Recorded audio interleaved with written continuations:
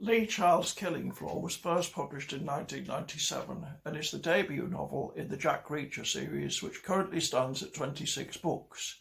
It's normally classed as a thriller. Every genre, including literary fiction, has good and bad representatives. Killing Floor happens to be an excellent one. With thrillers, as with romance, structure counts for a lot. Good structure will give you pace, suspense, a certain quality to the writing and a satisfying conclusion. Good characterisation is next. That will give you realism and convincing dialogue. Originality is sometimes tricky, depending on how rigid the conventions of the genre are, but it's far from impossible. There are, of course, tons of thrillers that tick every box, including the originality box.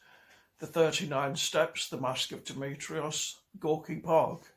Killing Floor is definitely among them. Its originality lies partly in the crime that stands at its centre. The plot is quite straightforward. Jack Reacher takes a Greyhound bus to a town called Margrave in Georgia. When he gets there, he's arrested for a crime he didn't commit. He's eventually released when the murderer confesses, but there's more going on here than a mere murder. Reacher joins the police investigation. He notices that the town seems just a little too quiet and a little too perfect. Bit by bit, he begins to uncover the truth. When it comes, it's a shocker. Apart from the book's intrinsic merits, it manages to convincingly pull off an American voice.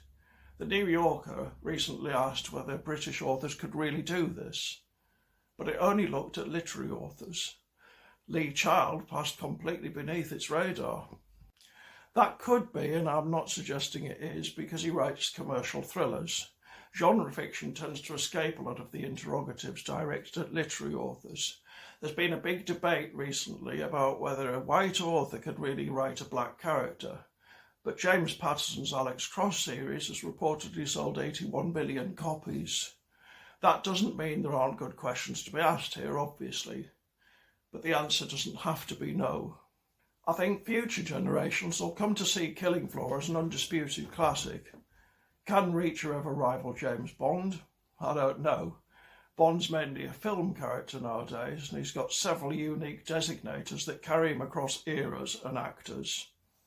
However, I think as a literary creation, Reacher may already be superior to Bond. Time alone will tell.